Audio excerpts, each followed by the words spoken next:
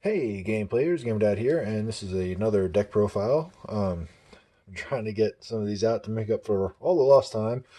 This is one of my favorite decks. I really, really enjoy this deck.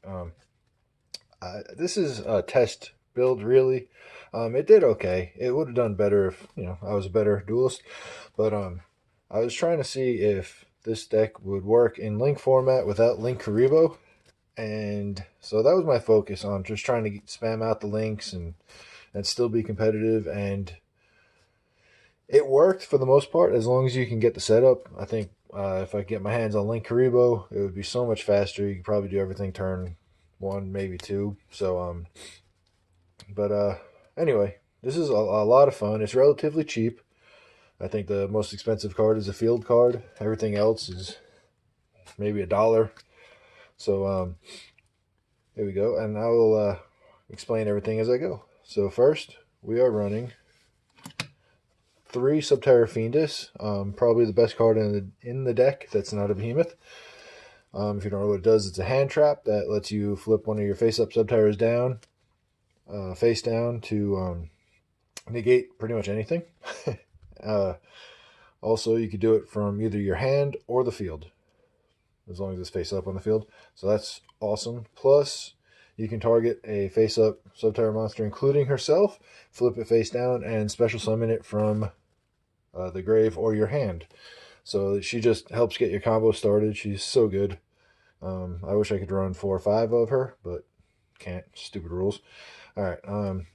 Next, we have Subterror Nemesis Defender. Just take this card out. I never wanted to summon it. It's got a great effect that if there's another set monster, it can't be destroyed by battle. It is also a hand trap that lets you, if one of your Subterror, I think a set monster, is targeted, you can switch it to another appropriate target, but it just never ever came up. So I tried it out because some people have said that they've had success. I don't care for it, so that's going to come out on my next build. Probably replaced with the second one of Subterror Nemesis Archer. Probably my favorite card in the deck. Not as relevant now, but still really good. If you control another Subterror monster and this attacks a set monster, you can shuffle that monster into the deck before damage calculation. So it gets rid of problem monsters if you could flip them face down. Like I said, it's not super relevant anymore, but still good. Also, if she's face up and gets destroyed, you special summon a Subterror from your deck. So that's why she's there. She's good, decent first turn play. If you set it, opponent doesn't know what you're doing, they crash into it, destroy it, and then you get your monsters and you get going. But yeah, some of the best artwork too. I love that card. Anyway, next you have double Subterror Nemesis Warrior. Some people play 3. I think 3 is too cloggy. I really never want to see it in hand. I always want to send it to grave or have it be in grave, but it's got a multitude of effects. First one, when a Subterror Behemoth monster is flipped face up and this is in the grave, you can special summon it from the grave. The next is a quick effect. Well, actually, that's a quick effect too, because whenever they flip up, you can special summon them. You can send one Subterror monster from your deck to the grave, and then tribute him and one other monster whose levels equal or exceed the Subterror monster you sent, and special summon it and send them both to grave. So it gets out everything. If he's on board and you have one more monster and there's a board wipe, you use him, bring out Archer, and just it's so good. But he also gets out your big monsters. That's it for the normal summonable or easily summonable guys. Next we have one Subterror Behemoth Stego Kraken. Basically, when he's flipped face up, you destroy set cards on the field equal to the number of behemoths you control, including himself. So sometimes he's good. He's a one of. I wouldn't run him anymore. He's also a level 5, so you only need to tribute one monster if you were to normal summon him. But anyway, just one of them. He combos well with your big guy ultramafus, but just one. That's all you really need on him. And these all the behemoths have the same effect, where they can flip themselves face down once per turn. So plus, if they also have a summoning condition, or if you only have one face up monster and it goes face down, you can special summon the behemoth from your hand in face up or face down defense position. So you can conceivably bring out so many monsters with just one card, just by having them in your hand. But next card, you have the 2 ultramafus. Again, it's got all the behemoth effects, plus when it's flipped, you target and banish a monster your opponent controls, which is awesome. Doesn't destroy. It does target, but it's also got 2700 defense, which is really good. Next best behemoth, I think, is Phosphoro Glacier. This starts your plays. It foolish burials everything. Any card in your deck. It doesn't have to be a monster, so it sends warrior, it'll send level leader, it'll send anything that you need in grave, it'll send. I'm not playing glow up bulb in this build, but normally you could send glow up bulb when it's flip face up. And then you have 2 stalagmo. 3 is too clunky, but basically you ditch a Subterror card, draw 2 cards anytime it's flipped, which is great. But you do run out of Subterror cards in your hand pretty quick, unless you can get them back somehow, some way. But still really good draw power for the deck. Needed, much needed. Unfortunately, you do need another card to get the draw. And then last but not least, ultramafus. This card is awesome. Basically, anytime it's flipped face up, all of the monsters on the field go face down. So basically, what you would want to do is bring him out, and then bring out your Prediction Princess Tarotrei. Basically, what this does is once per turn, it's a quick effect. You can flip a monster face up or face down.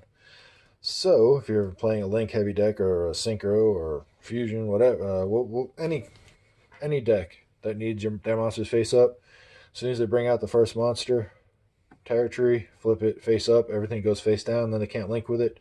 So it stops a lot of things. But I kind of jumped the gun. 2 ultramafus, 3000 attack, 1800 defense, not the best, but it is your main beater. And it also you can really use it to disrupt your opponent's plays. I wouldn't play more than 2, and I wouldn't play less than 2. So that's it with the Subterrors. Surprise, surprise, you got your Tarotrei. And at the end phase, after you ritual summon this, if it's on the field, at the end phase, you special summon a flip monster from your grave. So really important to keep this card face up when you can, and keep it alive. And you could either flip a monster face up or flip a monster face down once per turn. So you could use it against your opponent. You could use it to help you get your flip effects. It just speeds up the deck. So with the 3 of those, 3 prediction ritual and 3 prepper rites, you probably could cut this down a little, and I might. I'm considering it. But right now, that's how I played it, and I saw it just about every time I need it, not in some combination of the 2. So that's it for the prediction. And then last monster, I know these aren't monsters, but last level leader. Level leader, all your Subterrors are high levels, so level leader, as long as it's in the grave, is almost always live. It gets you your links. Again, with linkuriboh, it would be awesome, but I don't have linkuriboh, so I was seeing if I could do it without it, and you can, but you just need the setup, like I said. So that's it with your monsters and your prediction stuff. So that's it there. And then for the spells, we have the 3 Subterror Hidden City. This card is so important. You almost can't play the deck without it. Being able to stop an attack, negate an attack is great. Plus you get the flip effect. Also, it flips your monsters once per turn face up. It searches on activation. So I just really like this card. And because you really need it, 3 terraforming. And then 1 Subterror Cave Clash. The 500 attack for every set monster on the field is pretty good. But more importantly, whenever a Subterror monster does damage, you return a Subterror card from your grave to your hand, so you get back your fiendess with that, which makes it really good. 2 instant fusions, one for one to get out fiendess, 1 reasoning, so good because you play so many different levels, and then 2 pot of desires. Love hate this card. Every time I use it though, you're playing multiples of everything, so you resolve it one time and you don't really hurt yourself too bad, so it's still a good plus. And then we are playing 3 Subterror Final Battles, 4 effects. You can flip a card face up, you can flip a card face down. Subterror monsters you control effects can't be negated, which is really, really good, especially if you want to put in skill drain.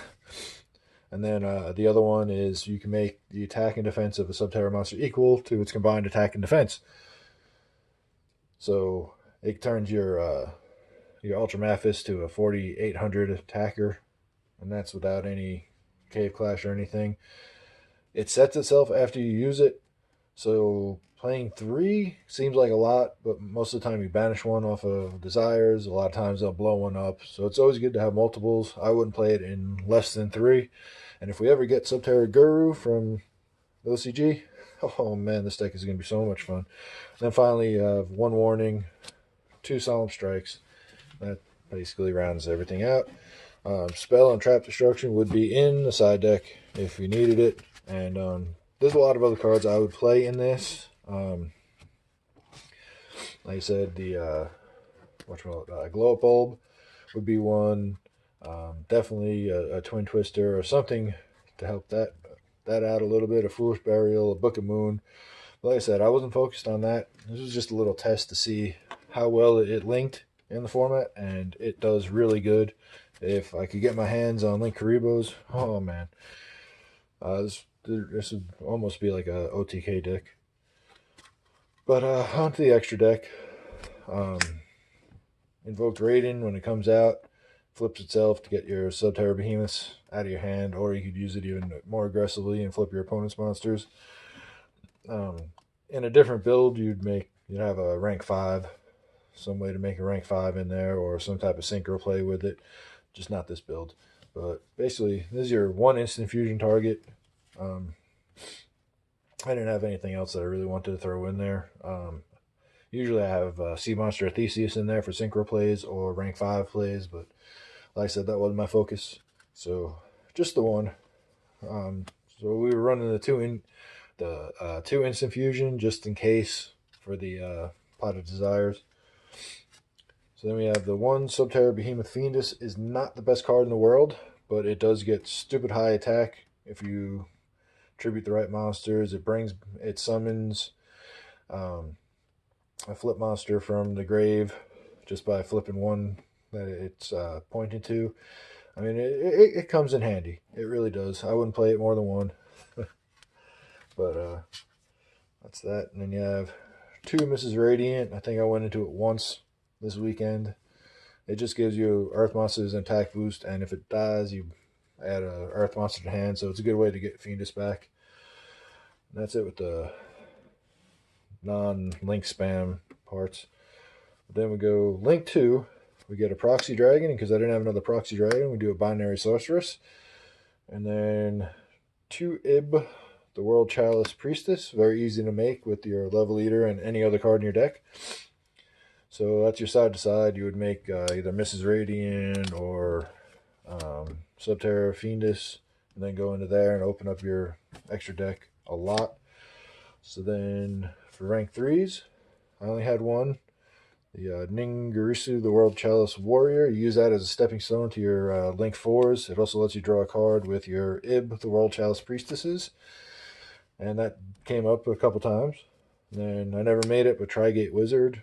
Best case scenario, it would be either the Gaia Saber, which I don't have, or another Ningirisu. And then Decode Talker, just because it's another rank 3 generic that you can make. And then onto the, Link 3s. And then we have 1 Topologic Bomber Dragon, which I never made. But you can, if you really wanted to, go into it and still have 2 firewalls on your field.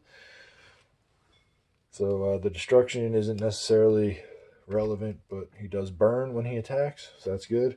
And then I only have the one because I had to borrow one, but I was running 2 firewall, and it was made very, very easily. This card is so broken. It really is. That's the first time I've ever got to use it. I pulled one and I lent it to a friend, and this is the first time I got it back since the set came out that I pulled it in. But anyway, I borrowed another one from somebody to run too, and this is so good. But that's it with the deck profile. Like I said, I would take out the defender because it's pretty useless. If you're thinking about running like a fun, it's slow. That's the biggest problem. It is slow unless you open broken. You know what? We should go. But other than that, if you're looking for a cheap deck that is a lot of fun and really makes people mad and scared, you run this deck. Nothing is expensive except for the field spell, and of course your firewall. And you don't need to make it link. A lot of times you don't even need an extra deck. You just go with the main deck. So I mean, you could get out of this with this deck for about $55-$60 main deck, without all the solemn strikes and all that. But anyway, it's a fun deck. If you played it, let me know in the comments. And good luck. Keep playing.